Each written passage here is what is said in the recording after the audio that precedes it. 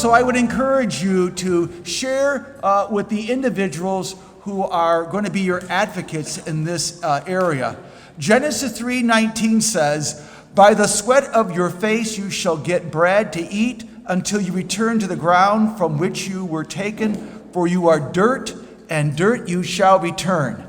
And so my evening of just these next 10 minutes are just going to be on cremations and what the Catholic Church has spoken about cremations.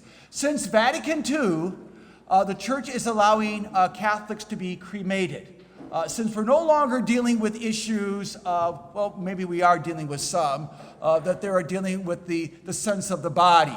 The body is sacred. It has housed the soul. And so the body is unique in caring for the soul. We are temples of the Lord, St. Paul tells us. And so as we find ourselves, with economics, the whole aspect of the cost of having a funeral, there's just a few things. There's 3 parts maybe you should know about a funeral. First, there's a vigil. And with the vigil, it's usually the day before. We've been condensing things down here at Holy Childhood and maybe the other parishes, that it's just a visitation before the funeral. Usually it's the day before where a family gets together and they share stories and all that kind of fun activity. This is the first place I've gone to where you have the visitation before the Mass. Then there's the Mass, and then there's the committal, where we go out to the cemetery, and that the body is then, or the cremains, are interned in a columbarium, or they're in the ground, or some form. But that sense of, what do we do with the cremains? And back in 25 years ago when I was ordained, the Catholic Church says now you can have the cremains in the Mass. And so there's a whole aspect of how we do a Mass with cremains. But that's not the ideal. And so in your package, you have a document here from the Vatican on the promulgation of the faith. And it was put out in 2016. It is called Ad Resurgentiam cum Christo, or To Rise with Christ. And it's a simple document you can take and read, but just trying to highlight some of the aspects of it.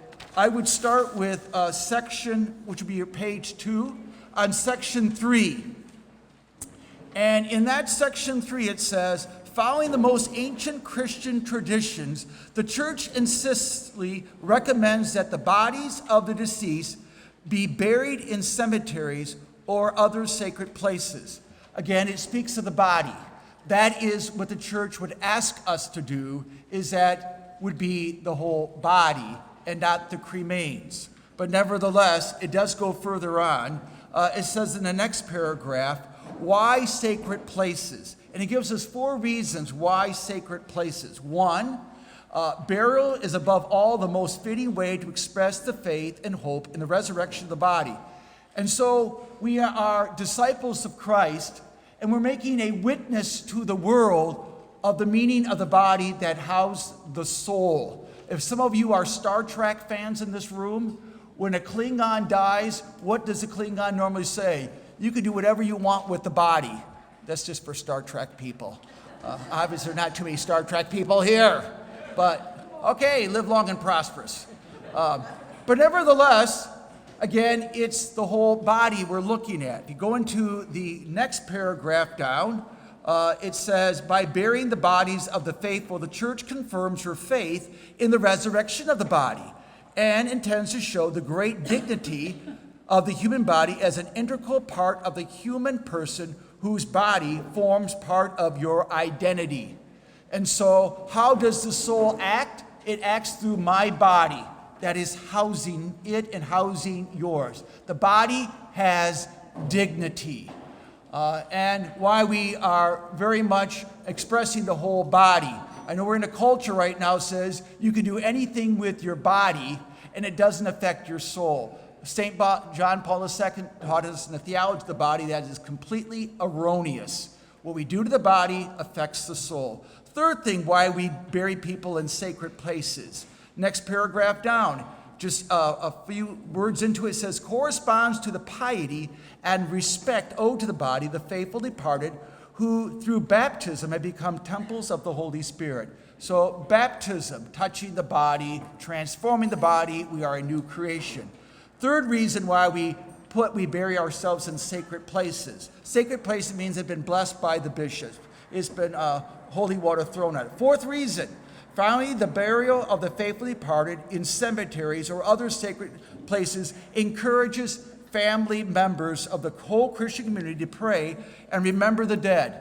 And so when I go out to the cemetery, what often do I see? Names, last names. And I'm starting to get to know some of the Hoffmans out here, the McDonalds. A lot of you, I'm starting to know who your last names are, and I'm seeing some of your ancestors are out at these cemeteries.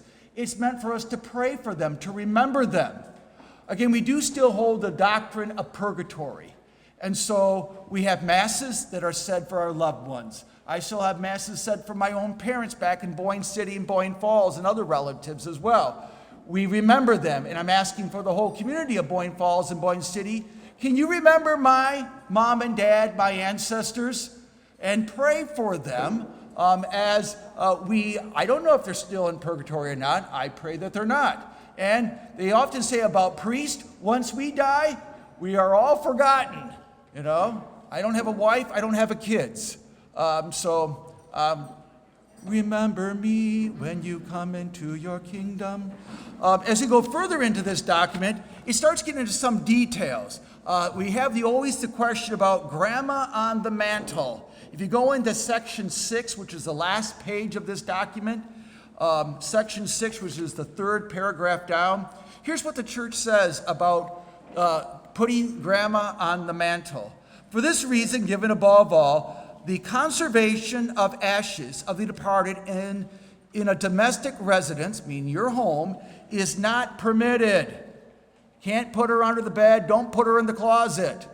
Only in the grave, and exceptional cases depend on cultural conditions of a location, nature, may the ordinary, in the agreement with the Episcopal Conference or the Synod of Bishops or the Oriental churches. So we have connections as Catholics to the greater church. Concluding permission for the conservation of ashes of the departed in a domestic residence. Nevertheless, the ashes may not be divided among various family members. Due respect must be maintained regarding the circumstances of such conservations. So I go to some of the funeral homes, or all of them, and they now have these little eggs.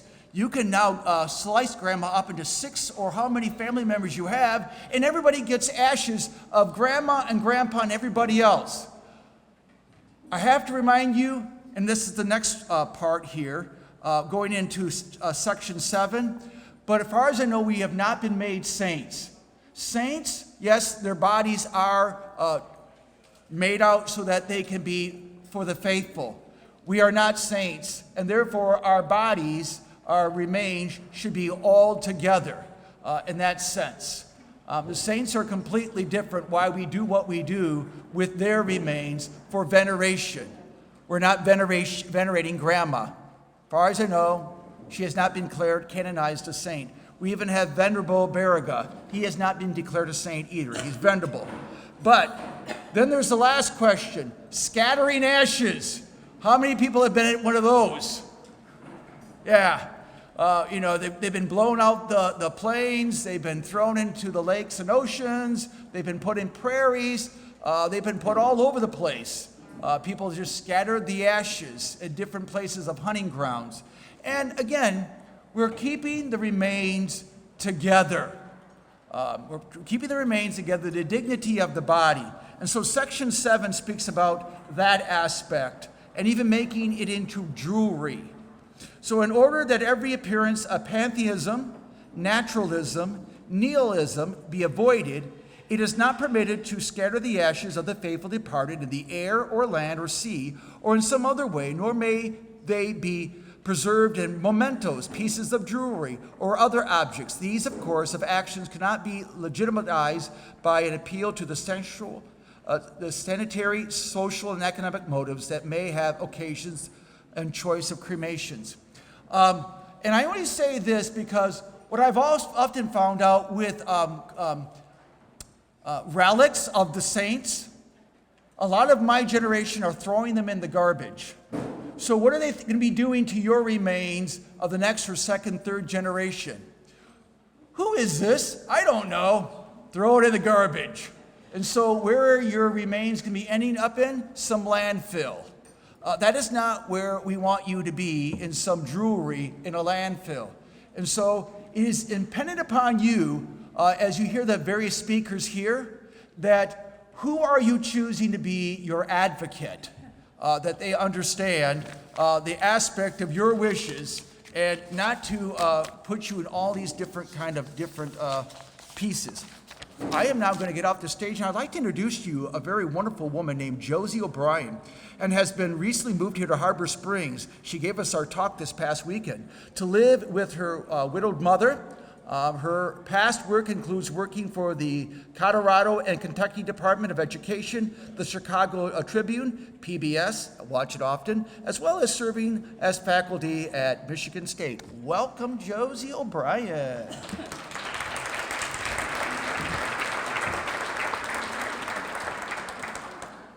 As my brother and I got older, we would come to visit my parents up here, and we would only see them, however, a few times a year. And sometimes my father would roll out what he called the prodigal dinner for us. It was the nicer dinner of Easter or Christmas or the summer. Good, thank you. And so we would have a lovely dinner, and he waited for us to feel flush and happy. And right before dessert, he would say, you know, none of us are going to get out of this alive.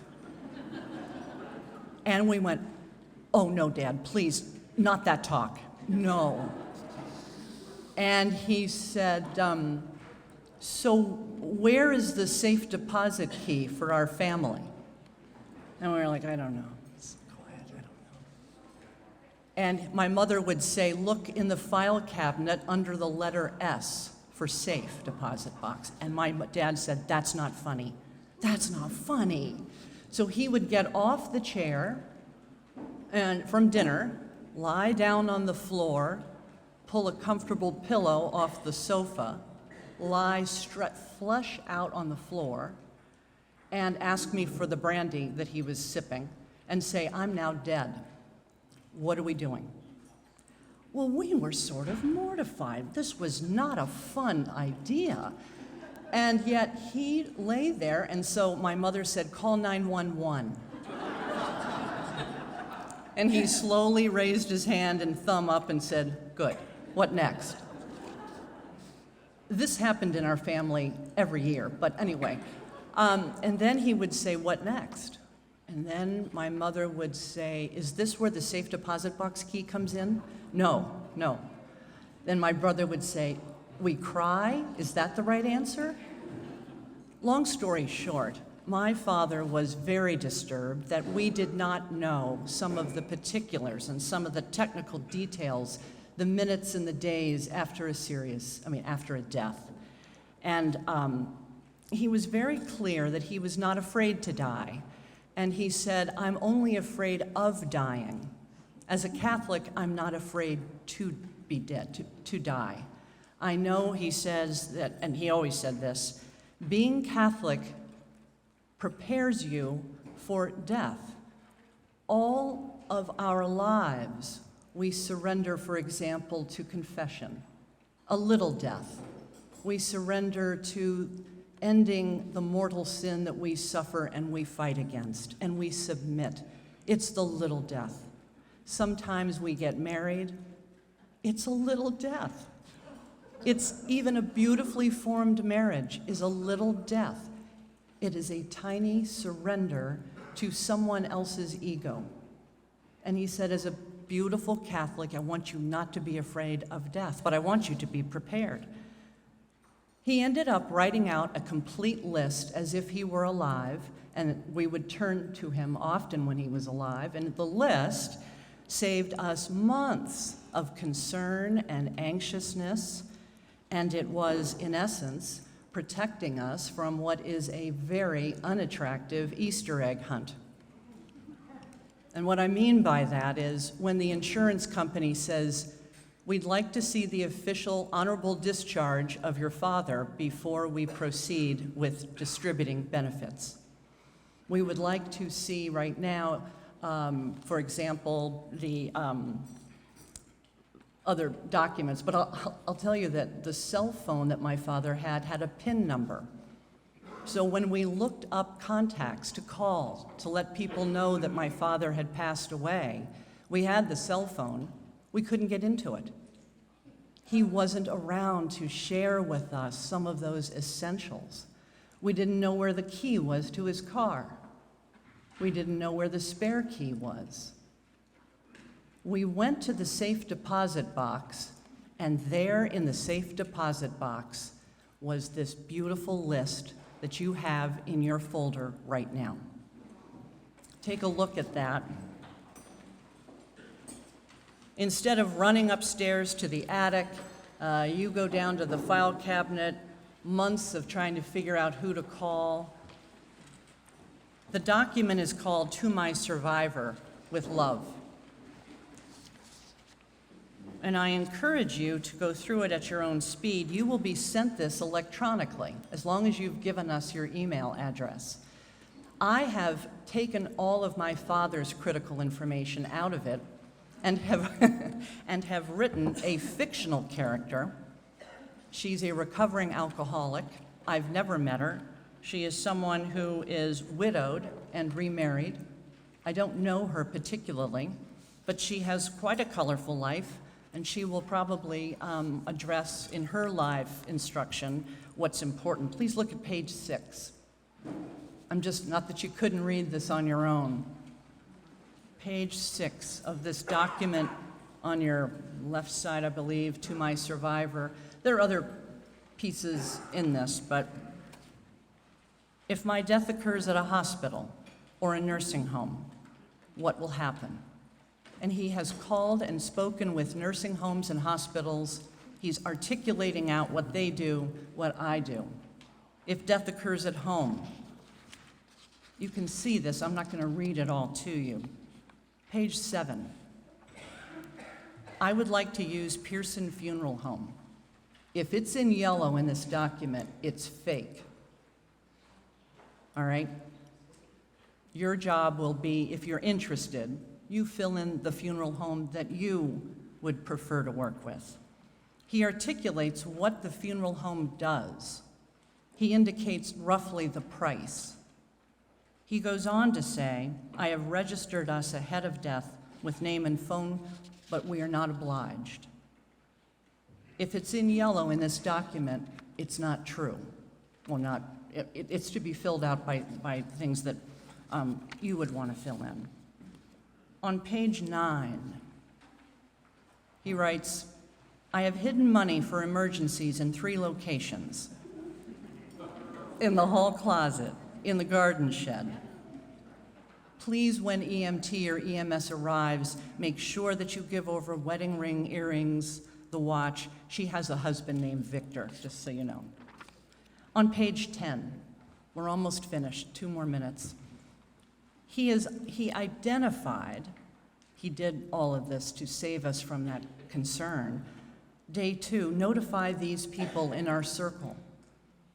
This says my husband, good friend, our priest, my Alcoholics Anonymous sponsor, etc. What she's doing here is what my father had articulated. He also wrote down, make sure you call Art Doran before you call anyone else from my university. He's my best friend. Name of his wife, Nancy. It's not on here. And leave him a message.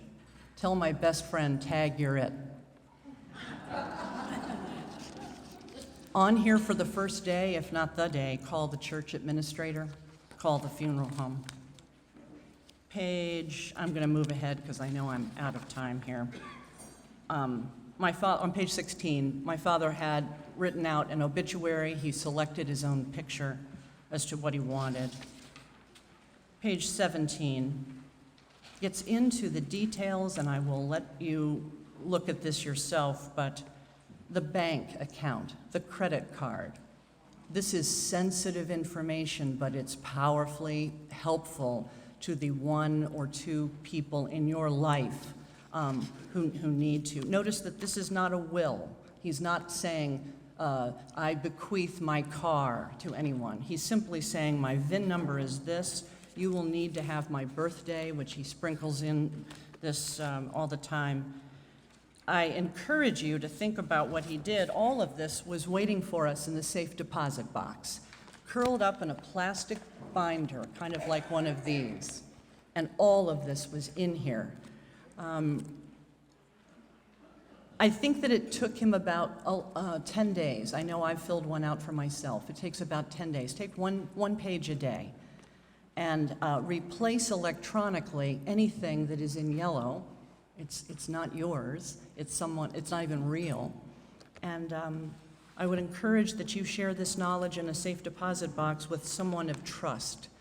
Obviously, I'll just say it because my lawyer told me to say it. You don't send this out as an email blast to your grandchildren. Lots of details in here. Obviously, take what you will, but I'm so pleased this evening to have shared this very helpful document with all of us here at the church. Thank you.